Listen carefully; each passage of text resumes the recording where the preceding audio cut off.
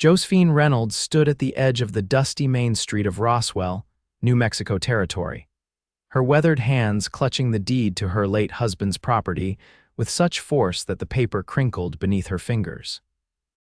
It was 1879, and at 42 years of age, most considered her firmly on the shelf a widow who should be content with her memories and the comfort of her grown daughter's family. But Josephine had never been one to follow what others thought proper. Mrs. Reynolds called Mr. Abernathy, the town banker, hurrying across the street with surprising speed for a man of his girth. "I've been hoping to speak with you about your husband's ranch." Josephine straightened her spine, feeling every one of her years in the ache of her back. "There's nothing to discuss, Mr. Abernathy. I'm keeping it. But surely you understand a woman alone cannot possibly manage 500 acres, he said, his tone dripping with false concern. "I have several buyers who would offer you a fair price. You could live comfortably in town, perhaps with your daughter." "I've been running that ranch alongside Thomas for 20 years, she replied, her voice steady despite the anger bubbling beneath. "I know every creek, every pasture, and every head of cattle on that land. It's mine now, and I intend to keep it that way."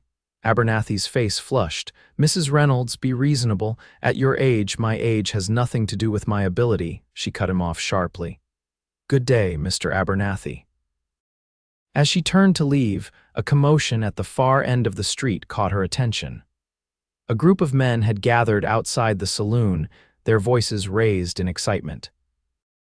Among them stood a stranger, tall and broad-shouldered, dismounting from a dappled gray stallion that looked as road-weary as its rider.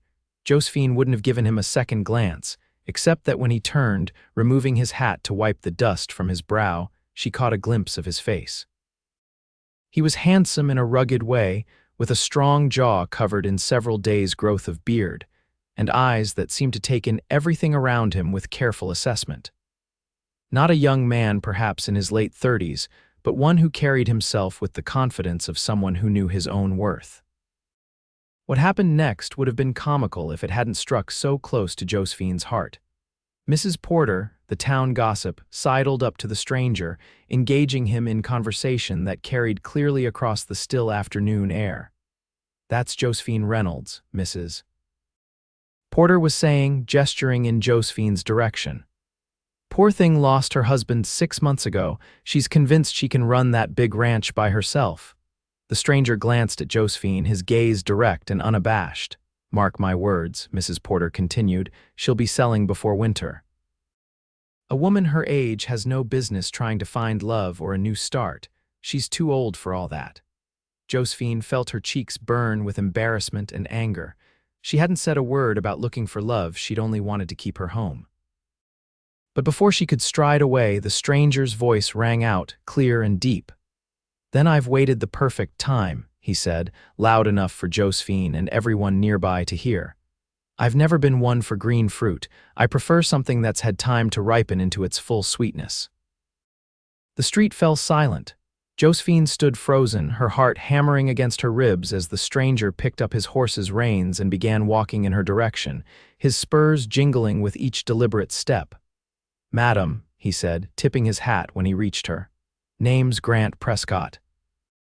I hear you might be looking for help with a ranch." Josephine found her voice at last. "I never said I was looking for help, Mr. Prescott." A smile crinkled the corners of his eyes. "No, madam, you didn't, but I'm looking for work and I've got 20 years' experience with cattle. Thought perhaps we might have a conversation about it."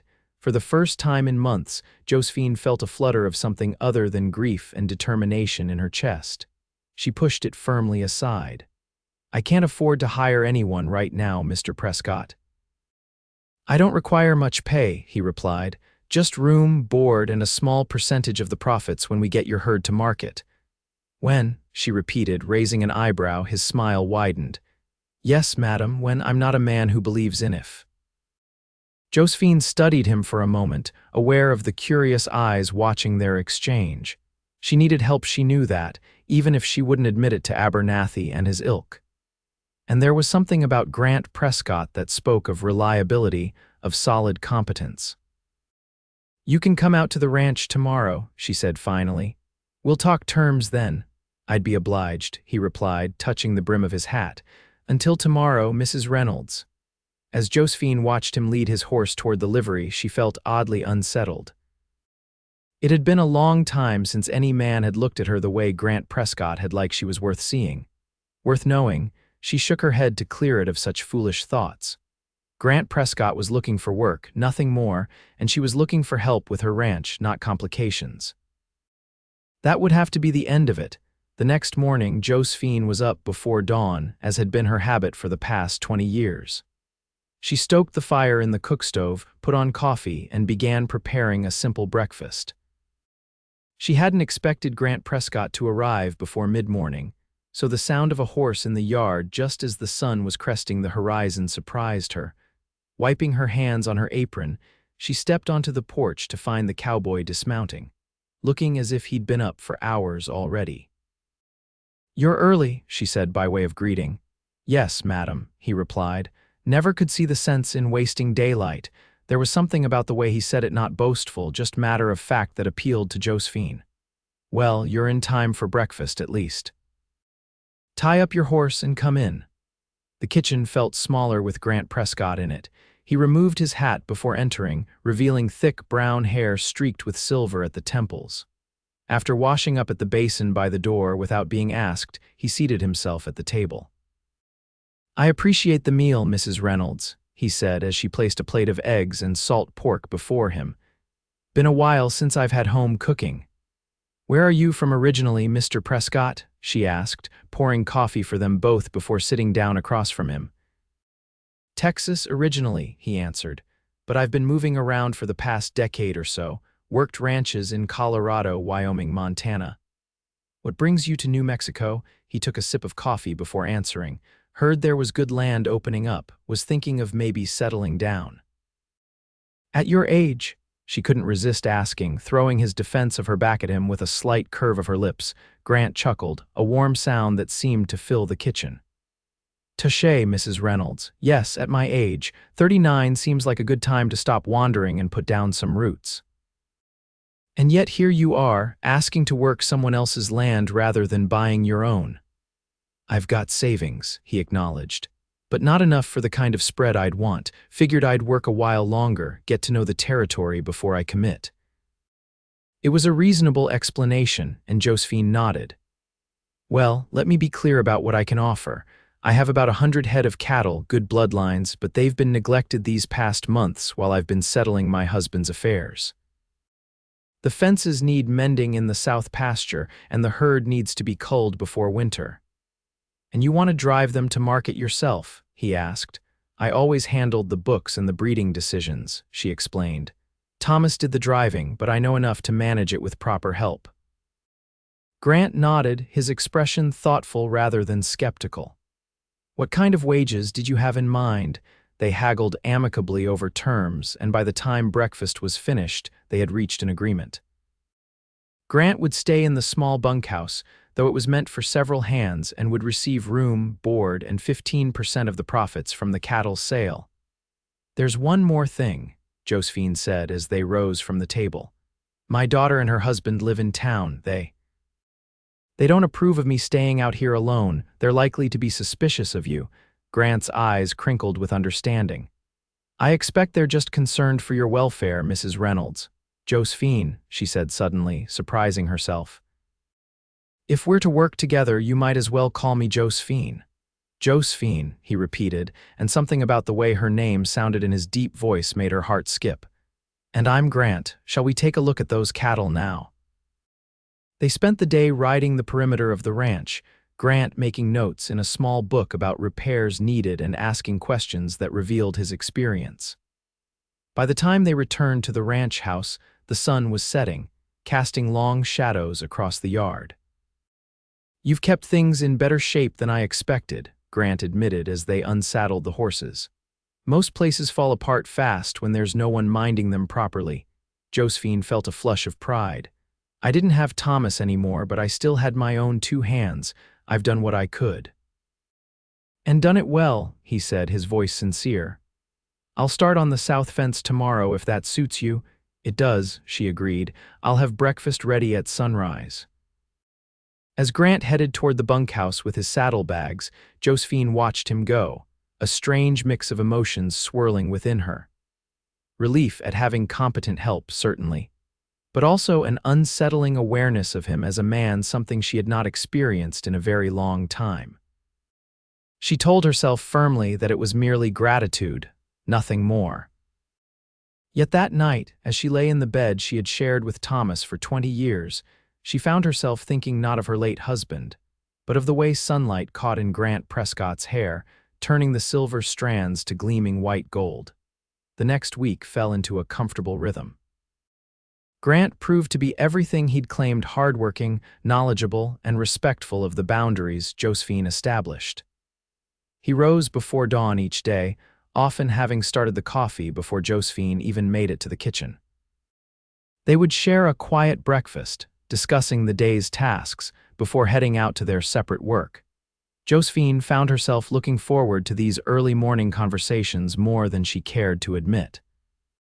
Grant was well read for a cowboy, with opinions on everything from cattle breeding to politics. He listened to her ideas with genuine interest, never dismissing them because she was a woman. "My father raised me and my brothers the same," Grant explained one morning when she commented on his attitude. "Said a brain was a brain, didn't matter what kind of body it was housed in. My mother ran the household accounts and helped make all the big decisions on the ranch. Never occurred to me women couldn't think as well as men." "Your father sounds like an unusual man," Josephine remarked. "He was," Grant agreed, a shadow crossing his face. "Lost him 5 years ago. My mother followed 6 months later. Some said it was her heart giving out, but I always thought she just didn't want to live without him." The pain in his voice resonated with Josephine's own grief. "I'm sorry," she said softly. "Were you close to your parents?" "Very," he nodded. "My brothers, too. They're still in Texas, running the family ranch. I was the restless one, always wanting to see what was over the next hill." "And now," Grant's eyes met hers, warm and steady, "now I'm thinking maybe I've been looking for something that's been right in front of me all along." Before Josephine could respond to this cryptic remark, the sound of an approaching wagon interrupted them. She stood, moving to the window to see her daughter Julia's wagon pulling into the yard, her son-in-law Frederick at the reins. "It's my daughter," she said, feeling a strange mix of pleasure and apprehension. "I wasn't expecting them. Should I make myself scarce?" Grant asked, already rising from the table. Josephine considered it for a moment, then shook her head. "No, they'll need to know I've hired help eventually." "Might as well be now." The introductions did not go as smoothly as Josephine had hoped. Julia, 22 and heavily pregnant with her second child, was openly suspicious of Grant, while Frederick was barely civil. "Mother, you might have consulted us before bringing a stranger to live on the property," Julia said as they sat in the parlor, her voice pitched low but still audible to Grant, who was standing uncomfortably near the fireplace. "I don't recall needing permission to hire help for my own ranch," Josephine replied, trying to keep her tone light. "You know that's not what I meant," Julia persisted. "It's not proper, you living out here with a man who isn't family." "Mr. Prescott stays in the bunkhouse," Josephine explained patiently. "And he's an employee, nothing more." Frederick cleared his throat. "With all due respect, Mrs. Reynolds, Julia and I are concerned for your reputation as well as your safety. A widow living alone with a male employee. People will talk." "People already talk," Josephine replied, an edge creeping into her voice. "They've been talking since the day I decided not to sell this place and move in with you two.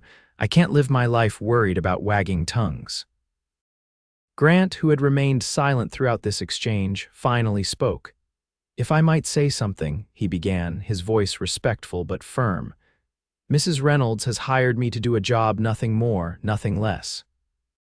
I understand your concerns for your mother's welfare, but I assure you my presence here is strictly professional." Frederick looked unconvinced. "And how do we know you're not just waiting for an opportunity to take advantage? A single woman with property, Frederick." Josephine interrupted, shocked at his implication. Grant's face hardened, but his voice remained controlled. "Sir, I understand you're protective of your mother-in-law, but I'd appreciate it if you wouldn't question my character without cause. I've given Mrs. Reynolds references she's welcome to check, and I've never in my life taken advantage of anyone who's trusted me.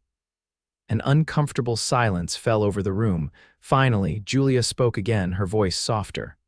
Mother, we just want what's best for you. You're not as young as you once were. Managing this place alone, I'm 42, not 82, Josephine cut in. And I'm not alone anymore. I've hired capable help.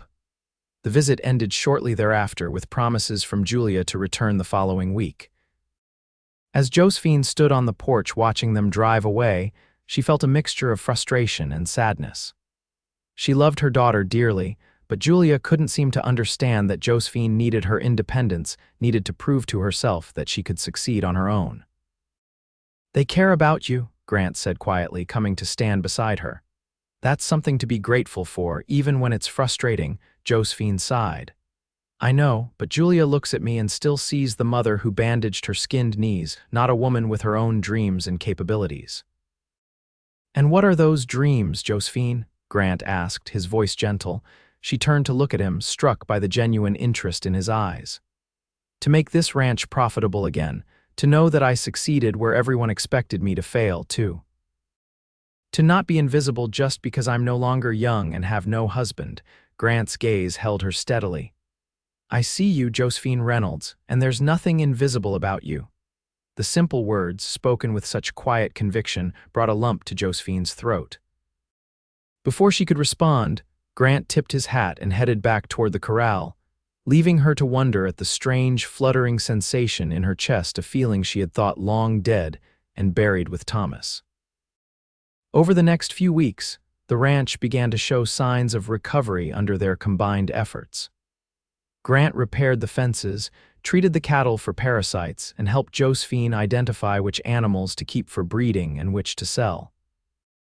Together they worked from sunrise to sunset, often ending the days exhausted but satisfied with their progress. One evening in late August, as they sat on the porch after supper, enjoying the cooler air that hinted at the coming fall, Grant brought up the subject of the cattle drive.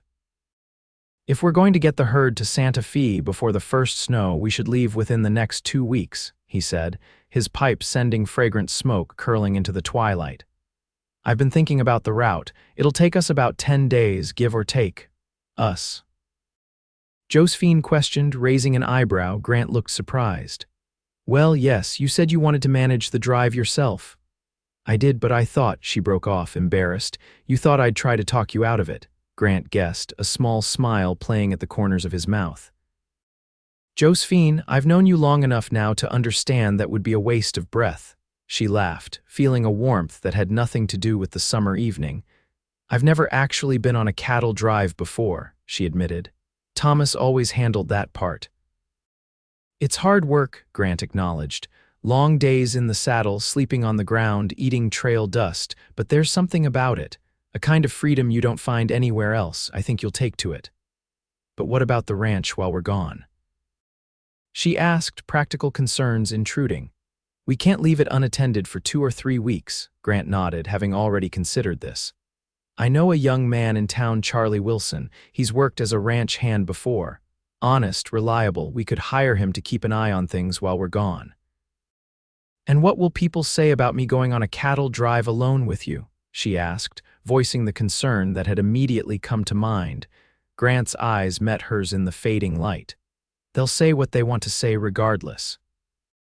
Question is, are you going to let other people's opinions dictate your life? It was a challenge, subtly delivered, but a challenge nonetheless. Josephine thought about it for a long moment before responding. No, she said finally, I'm not. We'll leave in 2 weeks. The preparations for the drive consumed their days. Grant rode into town to hire Charlie Wilson and purchase supplies while Josephine sorted through her husband's old gear, finding what would be useful for the journey. She also wrote a letter to Julia explaining her plans, knowing her daughter would be upset but determined to go forward regardless. As expected, Julia and Frederick appeared at the ranch 2 days later, full of objections. Josephine listened patiently but remained firm in her decision. To her surprise, Grant didn't make himself scarce this time but stayed by her side, calmly addressing each of her son-in-law's concerns with practical solutions. Mrs. Reynolds won't be in any danger, he assured them. I've led dozens of drives before. We'll have enough supplies, we'll avoid known trouble spots, and I give you my word that she'll be treated with the utmost respect. It's not proper, Frederick insisted. A woman her age has no business sleeping rough with a bunch of cowboys. There won't be a bunch of cowboys, Grant explained.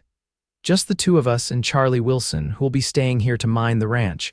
100 head doesn't require a large crew. Julia, who had been quiet during most of the exchange, finally spoke.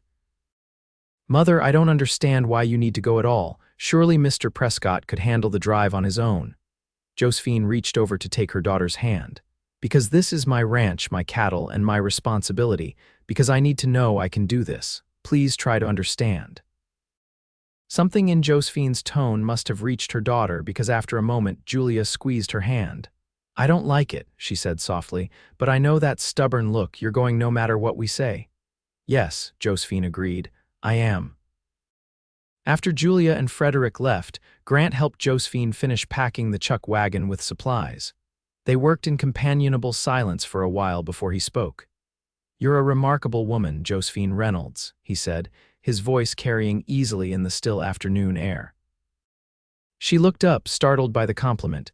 For standing up to my daughter and son-in-law, for that, he nodded. And for not letting fear hold you back. Most people, men or women, would have sold this place after losing their spouse. It's the easy path. You chose the harder road. Josephine felt her cheeks warm. I'm stubborn, Grant, always have been. Thomas used to say it was my best and worst quality. Grant smiled, a full smile that transformed his weathered face. I'd say it's definitely among your best. The moment stretched between them, laden with unspoken words. Josephine found herself wondering what it would be like to step into those strong arms, to feel his hand against her cheek. The thought both thrilled and terrified her. Finally, she broke the spell, turning back to her task with renewed focus. We'd best finish up here. Tomorrow's going to be a busy day. Grant nodded, but as he resumed his work, Josephine caught him watching her with an expression that sent a shiver of anticipation down her spine. The morning of their departure dawned clear and cool, with the promise of a warm day ahead. Charlie Wilson, a lanky young man of about 20, had arrived the previous evening to receive his instructions. Josephine found him earnest and capable, which eased her mind about leaving the ranch in his care. They set out at first light, the cattle moving reluctantly at first but soon settling into a steady pace. Josephine rode alongside Grant at the front of the herd, while Charlie helped them get started before returning to the ranch. How am I doing? She asked after they'd been on the trail for several hours. Grant appraised her with an expert eye. Like you were born to it, he answered honestly. You've got a good seat on that horse and you're reading the cattle well. Josephine couldn't help the surge of pride that washed through her at his words. She'd been riding since childhood, of course, but working cattle was different from pleasure riding. I had a good teacher these past weeks, she acknowledged. You had the instincts already, Grant replied. I just showed you a few tricks. As the day wore on, Josephine began to understand what Grant had meant about the freedom of the trail. There was something exhilarating about moving across the landscape with only the sky above and the earth below, responsible for these animals and herself, making decisions without having to consider anyone else's opinions or judgments. By the time they made camp that evening, she was tired but exhilarated. Grant built a small fire while she prepared a simple dinner from their supplies. They ate in comfortable silence, watching the stars appear one by one in the darkening sky. It's different out here, she said finally. Away from everything, I feel lighter somehow. Grant nodded, poking at the fire with a stick. That's the thing about being under the sky, makes all our human concerns seem smaller, more manageable. Is that why you've wandered so long, she asked, genuinely curious, to find that perspective? He considered her question for a moment before answering. Partly. After my parents died, the family ranch felt too full of ghosts. My brothers understood they gave me my share in cash and wished me well. I thought I was looking for new places, new experiences. But lately I've been wondering if maybe I was just running from the pain, not toward anything in particular. And now, Josephine prompted when he fell silent. Grant's eyes met hers across the fire, his gaze steady and warm. Now I'm starting to think maybe I've found what I didn't even know I was looking for. The words hung between them, their meaning unmistakable. Josephine felt her heart quicken, equal parts terror and anticipation coursing through her. "Grant," she began, not sure what she wanted to say. He shook his head gently. "You don't need to say anything, Josephine. I'm not asking for anything, just telling you where I stand." "I'm a widow," she said, the words tumbling out. "I'm 42 years old. I have a grown daughter and a grandchild on the way. I'm not what most men would want." "Good thing I'm not most men," he replied, a hint of a smile playing around his mouth. "And good thing I know exactly what I want." Before Josephine could respond, a noise from the herd drew Grant's attention. He rose smoothly to his feet.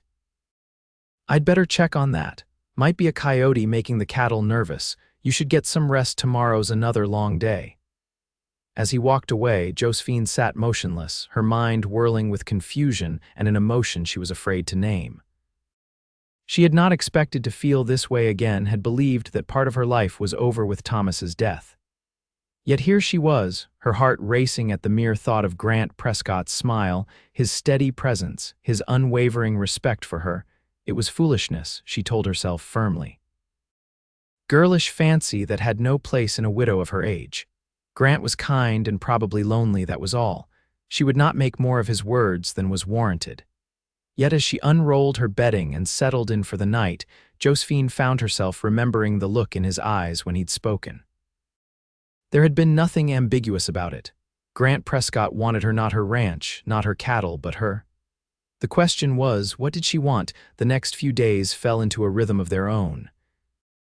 Up before dawn, breakfast over a small fire, then hours in the saddle moving the herd steadily north toward Santa Fe. The work was hard but satisfying, and Josephine found herself enjoying it more than she'd expected. She took pride in her growing competence, in the way Grant began to defer to her judgment about when to rest the cattle or which route to take when the trail forked. They talked during the quiet times while riding side by side at the head of the herd, or in the evenings after supper. Grant told her stories of his travels, of the places he'd seen and the people he'd met. Josephine shared memories of her early years with Thomas, of building the ranch from nothing, of the joy and heartbreak of raising Julia. Neither of them mentioned the conversation by the fire that first night, but Josephine felt something changing between them nonetheless. A look held a moment too long, a hand brushing hers when passing the coffee pot, a shared smile at some small joke. Each tiny moment built upon the last, creating a foundation of something she was finally ready to acknowledge as attraction and perhaps more. On the fifth night, a thunderstorm rolled in from the west, catching them just as they were making camp. They hurried to secure the chuck wagon and calm the nervous cattle. Rain began to fall in heavy sheets, driven sideways by gusts of wind that stung their faces. "We need to find better shelter," Grant shouted over the howling wind. "There's a line of rocks about a quarter-mile east, might be some overhangs we can use." Soaked to the skin, they mounted their horses and drove the cattle toward the rock formation Grant had spotted. As he had hoped, they found a series of shallow caves and overhangs that offered some protection from the deluge.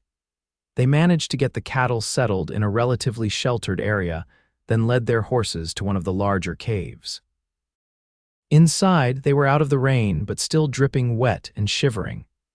Grant immediately set about gathering what dry material he could find for a fire while Josephine retrieved blankets from their packs. "You need to get out of those wet clothes," Grant said, not looking up from his task.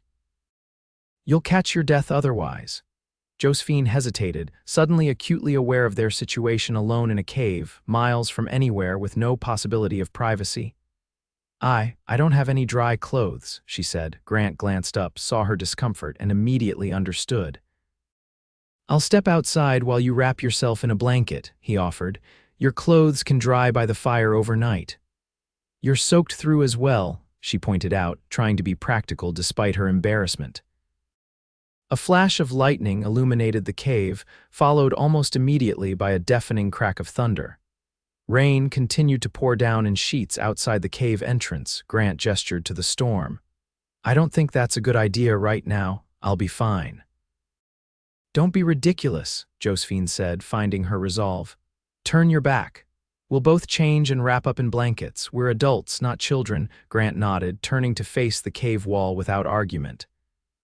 Josephine quickly stripped off her sodden clothing, hanging each piece carefully on a jutting rock near where Grant was building the fire. Wrapping a rough wool blanket around herself, she called, I'm decent. Grant turned, his eyes carefully avoiding looking directly at her. My turn then, he said, his voice oddly strained. Josephine turned her back, listening to the rustle of fabric as Grant removed his wet clothing. She tried not to think about the fact that just a few feet away, Grant Prescott was undressing. Tried not to wonder what he might look like without all clear, he said, interrupting her increasingly inappropriate thoughts. When she turned, Grant was seated by the now crackling fire, a blanket wrapped around his broad shoulders. His wet clothes hung next to hers on the rocks, steam already beginning to rise from them in the heat of the flames. Should be dry by morning, he said, gesturing to their clothing.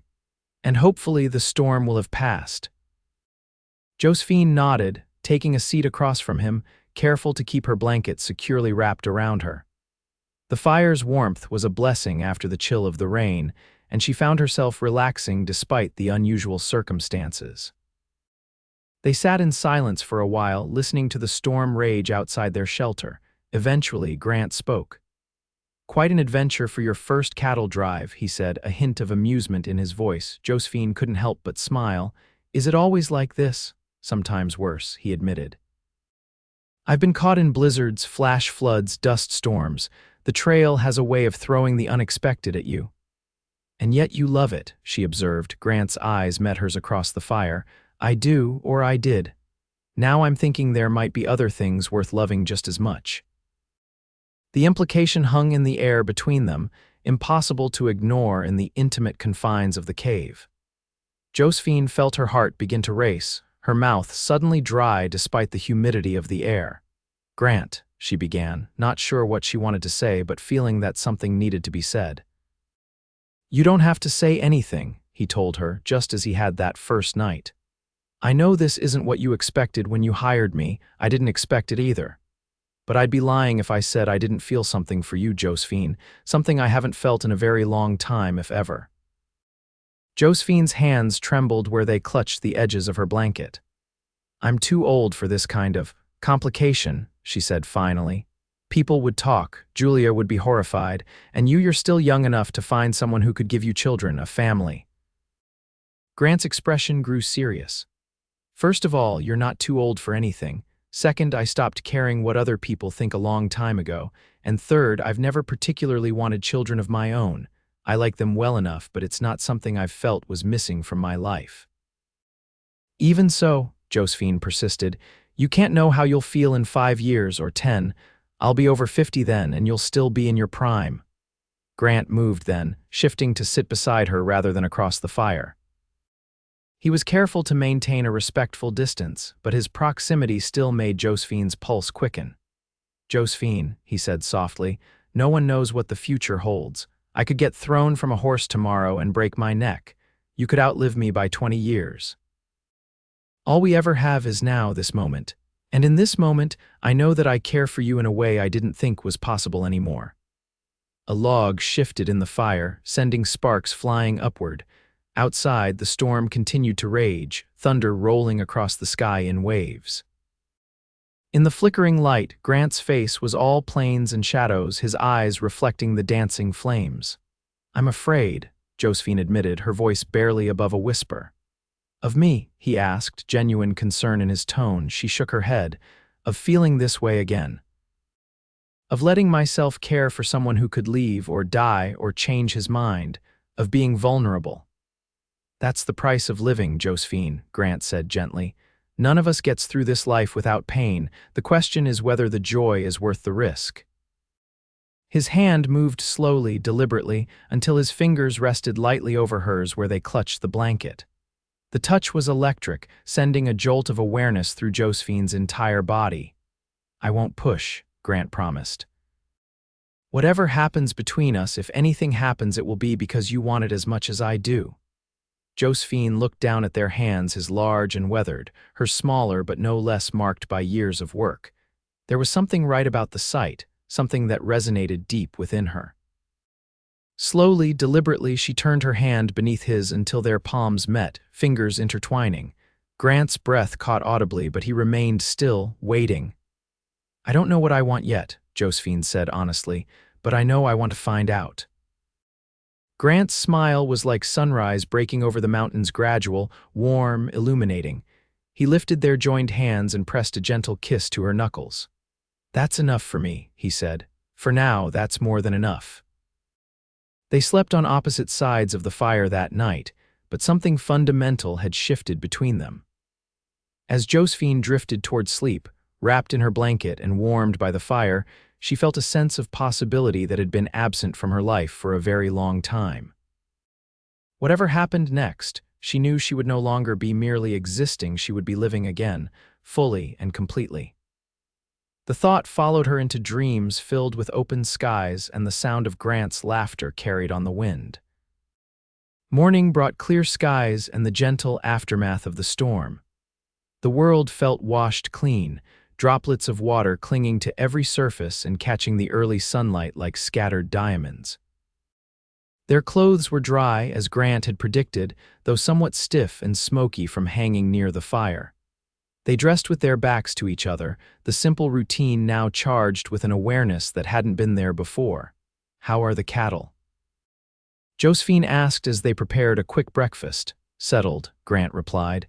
"The storm scared them, but they didn't scatter. We should be able to get moving within the hour." They ate quickly, packed their gear, and set out again, falling back into the rhythm of the drive. Yet everything felt different to Josephine now. The sky seemed bluer, the air sweeter, the day full of promise rather than merely work to be done. Grant rode beside her, occasionally pointing out landmarks or sharing observations about the cattle. His manner was the same as always, respectful, professional, but now and then his eyes would meet hers with a warmth that made her heart skip. That evening, as they made camp in a grassy meadow bisected by a clear stream, Josephine found herself watching Grant as he tended the fire. The easy grace with which he moved, the competent way his hands worked, the occasional smile that transformed his face, all of it drew her in a way she could no longer deny. After supper, they sat side by side watching the stars appear one by one in the darkening sky. The cattle were settled for the night, the horses grazing nearby, and a peaceful quiet had fallen over the camp. "I've been thinking," Josephine said finally, breaking the comfortable silence. "About what you said last night." Grant turned to look at her, his expression open but guarded. "Which part?" "About not knowing what the future holds, about only having now." She took a deep breath, gathering her courage. "You were right. I've been so focused on all the reasons this whatever this is between us couldn't work that I haven't considered the possibility that it might." Hope flickered in Grant's eyes, but he remained still, waiting for her to continue. "I'm not promising anything," Josephine said carefully. "I don't know where this will lead, but I do know that when I'm with you, I feel alive in a way I haven't felt in years. And I'm tired of denying myself that feeling out of fear or convention or what others might think." Grant reached out slowly, giving her time to pull away if she chose, and took her hand in his. "Josephine," he said, her name a caress on his lips, "that's all I'm asking, for a chance. The rest we'll figure out as we go," she smiled, feeling a weight lift from her shoulders. "I can agree to that." They sat together as night fully descended, hands linked, shoulders touching, not needing words to express the contentment that wrapped around them like a blanket. When Josephine finally rose to prepare for sleep, Grant stood with her, still holding her hand. "May I?" he asked softly, his intention clear in his eyes. Josephine nodded, her heart racing as Grant leaned down slowly, giving her every opportunity to change her mind. His lips met hers in a kiss that was gentle yet firm, respectful yet unmistakably passionate. It was a promise, an exploration, a beginning. When they parted, Josephine was breathless, her cheeks flushed with warmth that had nothing to do with the nearby fire. "Good night, Grant," she whispered. "Good night, Josephine," he replied, his voice husky. "Sweet dreams."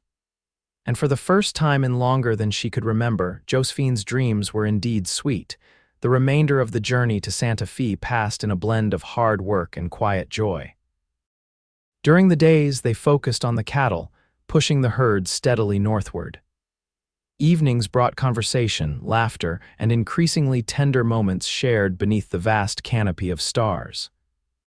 They spoke of their past, Grant of his years wandering from ranch to ranch, Josephine of her life with Thomas and the challenges she'd faced as a woman trying to make her way in a man's world. They discovered shared tastes in books, similar views on politics, and a common love of music, though both admitted they couldn't carry a tune to save their lives. Grant began to share his dreams for the future as well, not in a way that presumed Josephine would be part of them, but in a manner that invited her to consider the possibility. "I've always thought I'd like to raise horses," he told her one evening as they sat by the fire. "Not just any horses, but really fine stock breeding for intelligence and endurance as much as speed or looks. There's good land for that around Roswell," Josephine remarked, trying to sound casual despite the rapid beating of her heart. "The Reynolds Ranch has plenty of pasture that would suit horses as well as cattle." Grant's eyes met hers across the flames, understanding and hope mingling in their depths. "That's good to know," was all he said, but his smile spoke volumes more. As they drew closer to Santa Fe, Josephine began to feel a strange mix of anticipation and regret. The sale of the cattle would represent success, the first step in making the ranch profitable again, proof that she could manage on her own. Yet it would also mean the end of this magical interlude, this time apart from the world where she and Grant had begun to explore what might exist between them. "What happens when we get back?" she asked Grant on their final night on the trail, the lights of Santa Fe visible in the distance. He considered her question carefully before answering. "That depends on what you want, Josephine. I was hired to help with the cattle and the drive. That job's nearly done." "And if I asked you to stay," she ventured, her voice barely audible over the crackling of the fire. Grant's face softened. "Then I'd stay for as long as you wanted me." "What about your dream of raising horses?" she pressed. "Dreams can take different forms," he replied, "and sometimes what seems like one path turns out to lead somewhere even better." Josephine nodded, understanding what he wasn't saying directly. I think I'd like you to stay, not as a hired hand, but as a partner." Grant's breath caught. "Josephine, are you sure? People will talk." "Let them," she said firmly. "I'm tired of living my life according to what others think is proper. I'm not young, but I'm not dead either." "I deserve happiness, Grant. We both do." Grant moved to her side then, drawing her into his arms with a tenderness that brought tears to her eyes. "Yes," he said simply, "we do." Their arrival in Santa Fe the following day was anticlimactic compared to the emotional breakthrough of the previous night. They drove the cattle to the stockyards, where Grant's reputation as a knowledgeable cattleman helped secure a better price than Josephine had dared hope for. As they counted the money in their hotel room that evening, Josephine had insisted on separate rooms, not yet ready to defy convention that openly she marveled at their success. "This is more than enough to see the ranch through the winter and buy new breeding stock in the spring," she said, arranging the banknotes in neat piles. "And perhaps a stallion or two," Grant suggested with a smile. Josephine looked up, returning his smile with one of her own. "Perhaps. If there's a capable horseman available to help train them." "I might know someone," Grant replied, his eyes twinkling. They spent 2 days in Santa Fe, replenishing their supplies for the journey home and allowing themselves a few small luxuries: a proper bath, a meal in a nice restaurant, new boots for Grant whose old ones had nearly worn through. On their last night in town, as they walked back to the hotel after supper, Josephine spotted a small jewelry shop still open despite the late hour. Something in the window caught her eye and she paused. "What is it?" Grant asked, following her gaze to a display of silver and turquoise pieces. "Those earrings," she said, pointing to a delicate pair with small blue stones. "They remind me of a pair my mother had when I was a girl. She always said they brought her luck." Without hesitation, Grant steered her into the shop. 10 minutes later, they emerged with the earrings wrapped in soft paper, Josephine's protests about the extravagance gently but firmly overruled. "Consider it a celebration," Grant said as they continued toward the hotel, "of our successful drive and new beginnings." Josephine slipped her hand into the crook of his elbow, no longer concerned about who might see. "Thank you," she said softly, "not just for the earrings, but for everything, for believing in me when no one else did." Grant covered her hand with his. "You believed in yourself first, Josephine. I just had the good sense to recognize what was right in front of me." At the door to her hotel room, Grant bent to kiss her cheek, maintaining propriety despite the desire that simmered between them. "Rest well," he said. "We've got a long ride home tomorrow." Home, Josephine thought as she closed the door behind her. It had been just a place for so long, a property, a responsibility. Now, with the prospect of sharing it with Grant, it was becoming a home again. The journey back to Roswell took several days, but it passed pleasantly despite the lack of urgency that had characterized their trip north. They talked about plans for the ranch, about which pastures would be best for horses versus cattle, about improvements to the house and outbuildings that had been neglected during Thomas's illness and after his death. As they crested the final ridge overlooking the Reynolds ranch, Josephine reined in her horse, taking in the familiar landscape with new eyes. The house, barn, and corrals looked small from this distance, but she could see that Charlie had kept everything in good order during their absence. "It looks different somehow," she remarked, "or perhaps I'm the one who's different." Grant drew his horse up beside hers.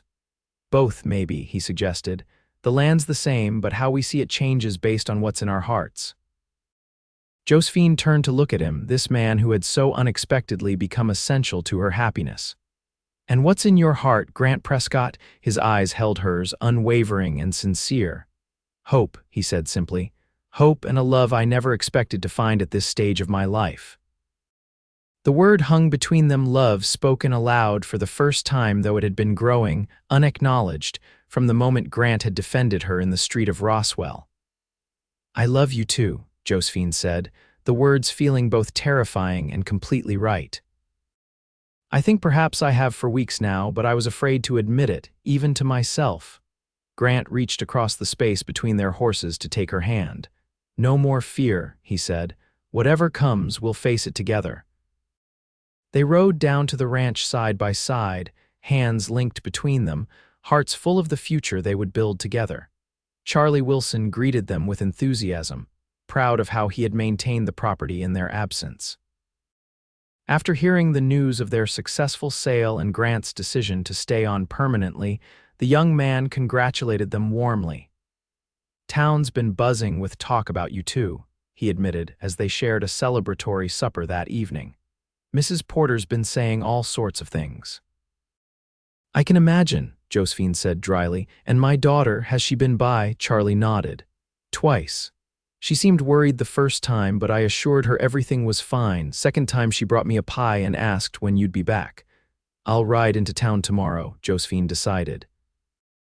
Better to face the music sooner rather than later. After Charlie retired to the bunkhouse for the night, Josephine and Grant sat on the porch swing, watching the stars emerge in the darkening sky.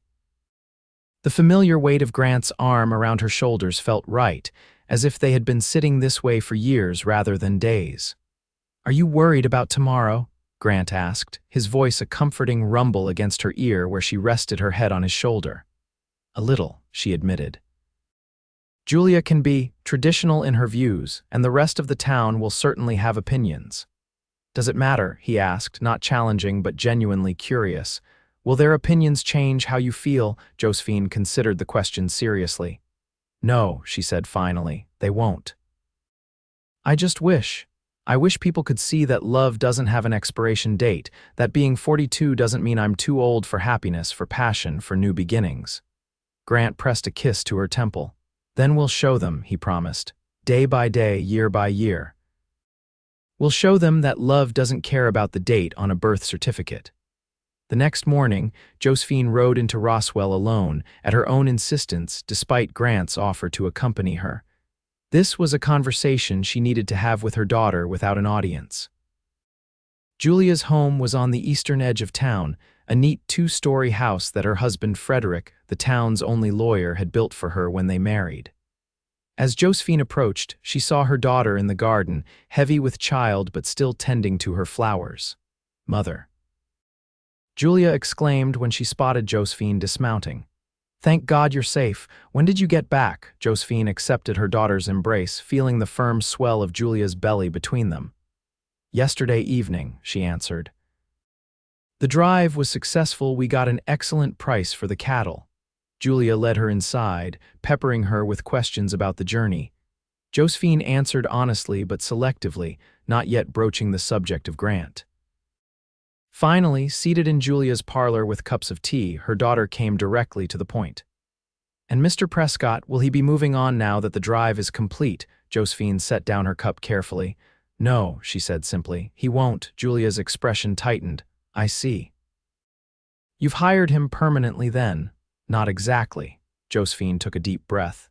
"Julia, there's no easy way to say this, so I'll just say it plainly. Grant and I have developed feelings for each other. He's staying because we want to be together." Her daughter's face went through a series of expressions: shock, disbelief, and finally something close to pity. "Mother, surely you can't be serious. A man like that, he's obviously after the ranch. You can't possibly believe he's genuinely interested in a woman your age." The words stung, all the more because they echoed Josephine's own initial doubts.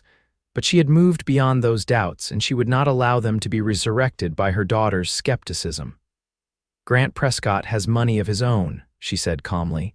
"He doesn't need my ranch.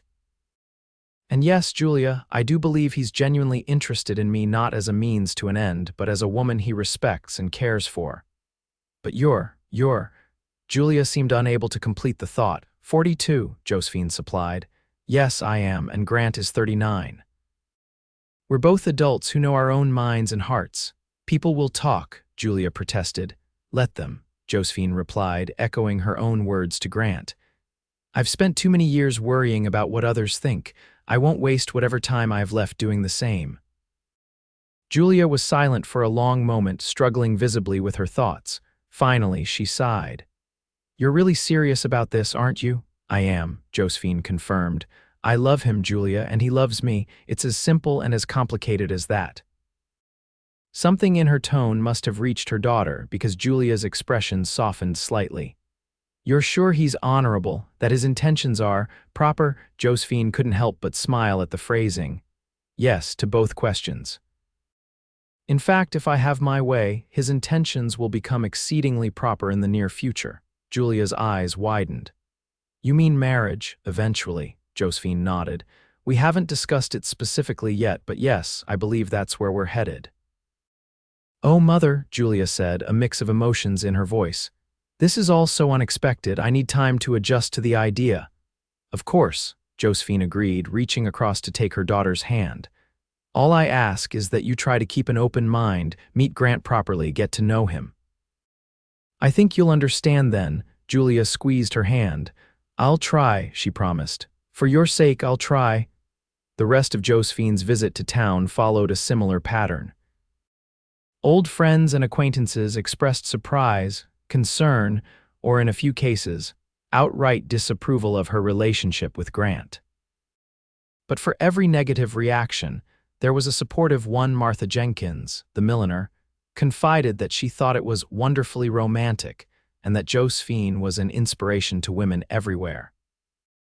By the time she rode back to the ranch that afternoon, Josephine felt emotionally drained but oddly exhilarated. She had faced the town's judgment and survived, her determination to build a life with Grant only strengthened by the opposition. He was waiting for her in the yard, his face lighting up at the sight of her. "How did it go?" he asked as he helped her dismount, his hands lingering at her waist a moment longer than necessary. "About as expected," she replied. "Some shock, some disapproval, some support. Julia is processing." Grant nodded, his expression serious.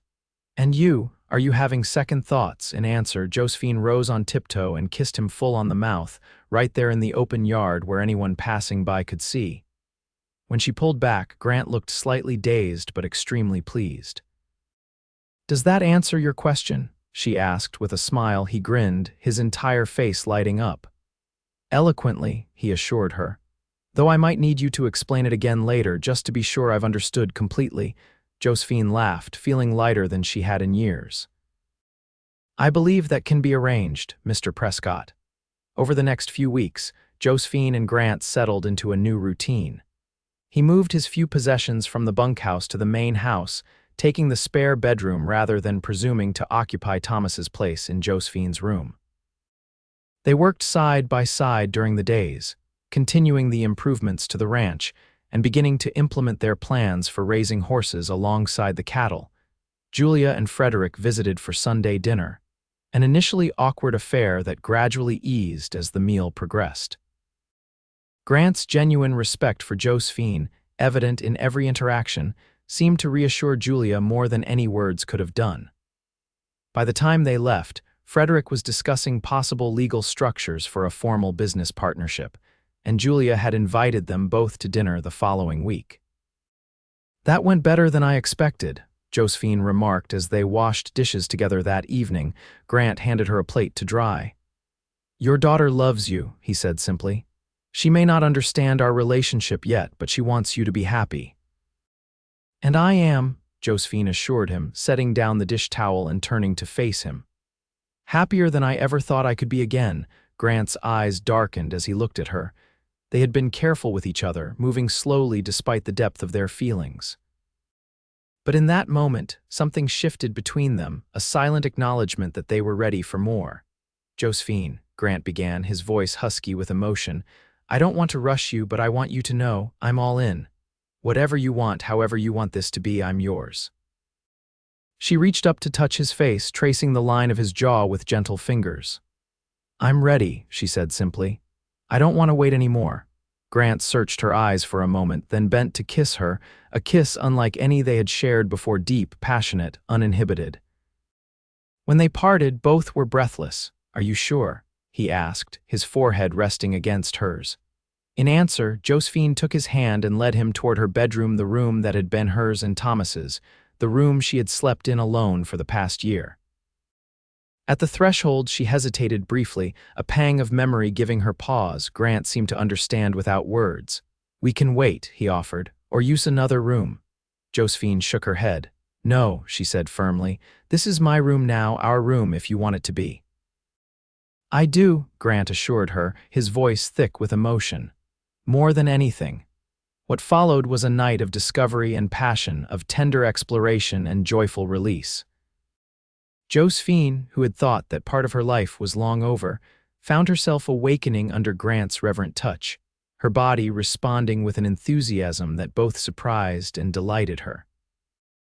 And Grant, who had known other women but never loved any of them, found in Josephine's arms a completion he hadn't known was possible. It wasn't just physical, though that aspect was more fulfilling than either had anticipated.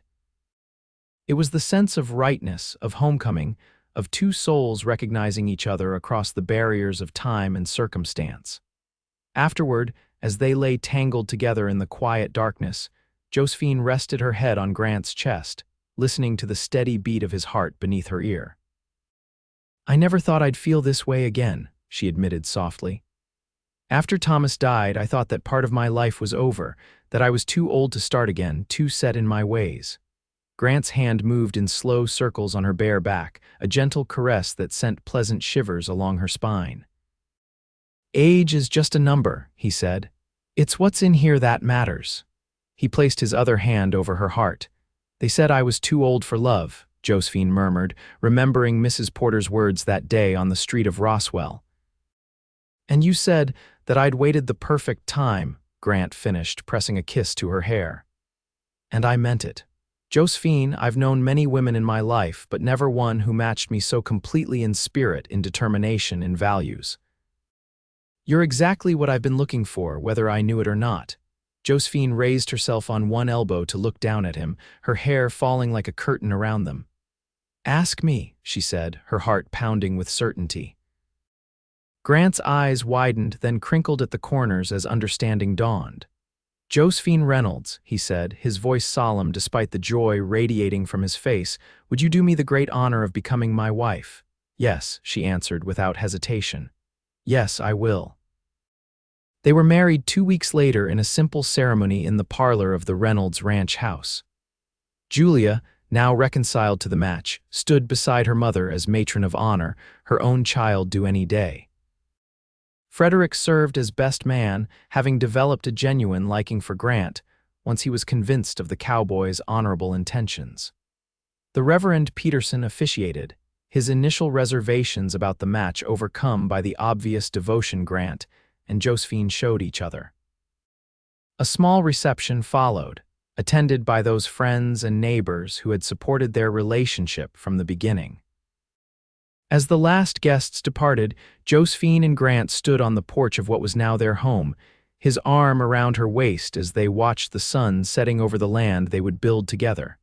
Mrs. Prescott, Grant said, testing the name on his tongue, has a nice ring to it. Josephine leaned into his embrace. It does indeed, Mr. Prescott. Any regrets? He asked, only half joking. She turned in his arms to face him, her expression serious despite the happiness glowing in her eyes. Only that we didn't find each other sooner, she answered honestly. But then, perhaps we wouldn't have been ready for each other before now, Grant nodded, understanding what she meant. Everything in its time, he agreed. And this you and me, this ranch, this life we're building, this is our time. The perfect time, Josephine added with a smile, echoing his words from that first day. The perfect time, Grant confirmed, bending to seal the promise with a kiss as the last light of day painted the sky in shades of gold and pink, a fitting backdrop for their new beginning. 5 years later, Josephine sat on the same porch swing, watching as Grant demonstrated proper roping technique to their grandson, 10-year-old Thomas Frederick Miller, named for both grandfathers. Julia stood nearby, holding the hand of her 3-year-old daughter, Sarah, while her husband Frederick chatted with Charlie Wilson, now the foreman of the thriving Prescott Horse Ranch. The past 5 years had seen many changes. The ranch had expanded both in acreage and reputation. Grant's dream of breeding superior horses had come to fruition beyond their expectations, with buyers coming from as far as California and Texas to purchase their stock. Josephine's role had evolved as well. While she still kept the books and made key decisions alongside Grant, she had also discovered a talent for matching horses with riders, an instinct for which steed would best suit each customer's needs and abilities. Their marriage had deepened with time, the initial passion maturing into a steady flame that warmed every aspect of their lives. They still disagreed occasionally, both being strong-willed individuals with definite opinions, but they had learned to navigate their differences with respect and compromise, and the town of Roswell, after initial skepticism, had come to accept and even celebrate their union. Mrs. Porter still gossiped, of course, but now her stories centered on how romantic it was that Grant had swept Josephine off her feet, and how lovely they looked dancing together at the town's social functions. "Gran," little Sarah called, breaking away from her mother to toddle toward Josephine. "Up, please," Josephine laughed, lifting the child onto her lap. "Hello, sweetheart, are you having fun at the ranch today?" Sarah nodded enthusiastically, her dark curls bouncing. "I ride horse," she announced proudly. "She means she sat on Daisy while Grant led her around the corral," Julia explained, joining them on the porch. "I swear, Mother, she's going to be just like you, completely fearless and utterly determined." "Is that such a bad thing?" Josephine asked with a smile. Julia's expression softened as she looked at her mother. "No," she admitted. "It's not. You taught me that a woman can do anything she sets her mind to, regardless of what others might think. I hope I can pass that lesson on to Sarah." "You will," Josephine assured her, bouncing the little girl on her knee. "And I'll be here to help." Julia's gaze moved to where Grant was now letting Thomas try the lasso himself, offering patient guidance and encouragement. "I was wrong about him," she said quietly. "About both of you.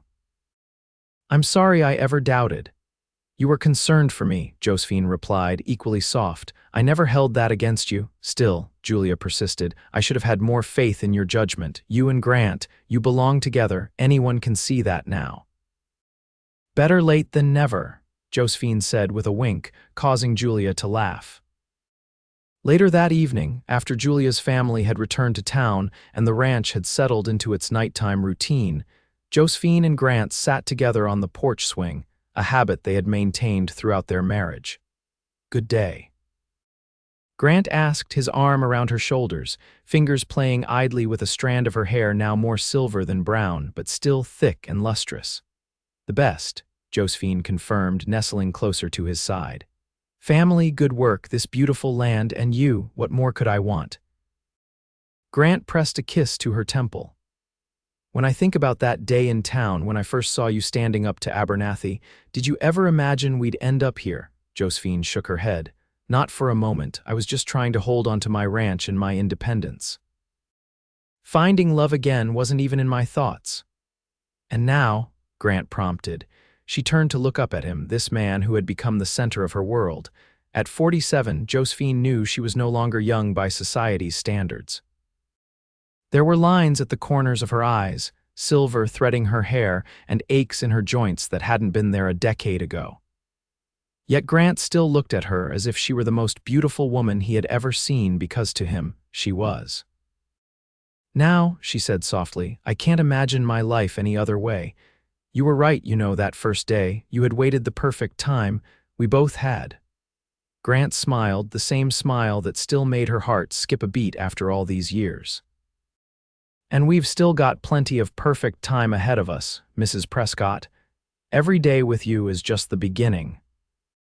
As the stars appeared one by one in the vast New Mexico sky, Josephine thought about the journey that had brought them to this moment, from grief to hope, from loneliness to love, from the belief that her best years were behind her to the knowledge that they were still unfolding, day by day, in the life she shared with Grant. They said she was too old for love, but Josephine Reynolds Prescott knew better. Love didn't care about the number of years you'd lived, only the capacity of your heart to embrace it when it arrived. And her heart, despite its years and scars, or perhaps because of them, had never been fuller than it was right now.